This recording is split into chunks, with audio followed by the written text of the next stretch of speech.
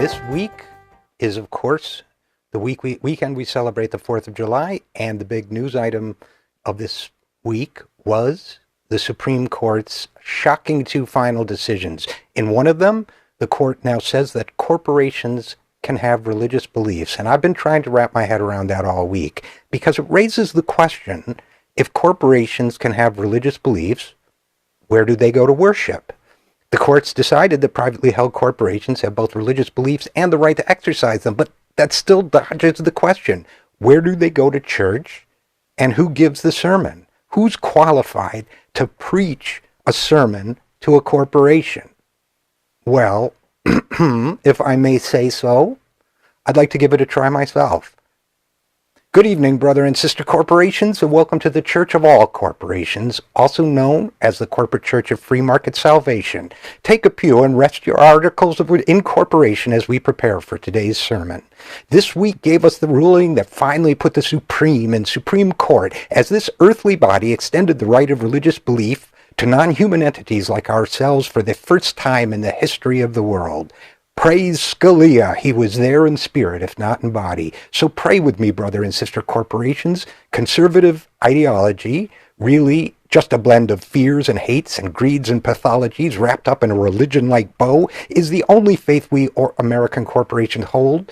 But like our human servants, it is a faith we hold, and here's what we believe. We believe that an unborn child has a right to life which begins before conception and lasts right up until the moment that child is born poor, or black, or Native American, or Iraqi, or you get the idea. So people ask me, they say, where do corporations go to pray? The church meetings have to take place in a non-existent building, since they're non-existent things, so the church has to be a kind of corporation too.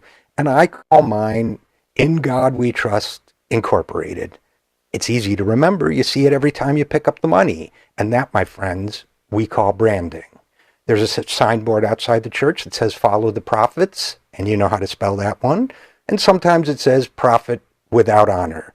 And like all church signboards, it's got to have today's Bible reading on it, which gets me to the question, what is today's reading? I was thinking about 1 Timothy chapter 6, the one that says, for the love of money is the root of all evil, and they who coveted after it have erred from the faith.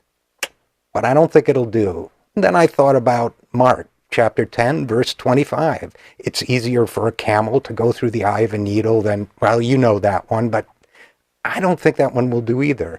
So I thought maybe Matthew chapter 26. And Judas said unto them, what will you give me, and I will deliver him unto you? And they contracted with him for 30 pieces of silver. By your reactions, I'm guessing that won't do either. So I think I know what the problem is here. It's the whole Bible thing. It's got all this stuff in it against what you and I do, brother and sister corporations. Problem is, it isn't really our book.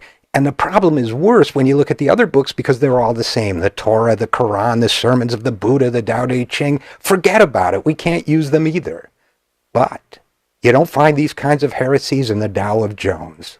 So that then shall be our good book. Let us begin today's readings. And it was written that stocks were poised to end the second quarter on a quiet note, recovering after an early loss with a better than expected report on the U.S. housing market. And then the ticker said unto them, the Dow Jones Industrial Average eased 13 points, or 0.1%. The S&P 500 Index added a point. The NASDAQ Composite Index tacked on 12 points, or 0.3%. And it was said unto them, broad market indices are still perched near record highs. The S&P 500 is on track to close out the month with a 2% rise. And the corporations heard this and said it was good. And thus, despite poverty and unemployment and hunger and need, it was agreed among all the faithful corporations that all indeed was good. Please join me then, brother and sister corporations, in saying together with me, Amen. I'm Richard, RJ Eskow, and this is The Zero Hour.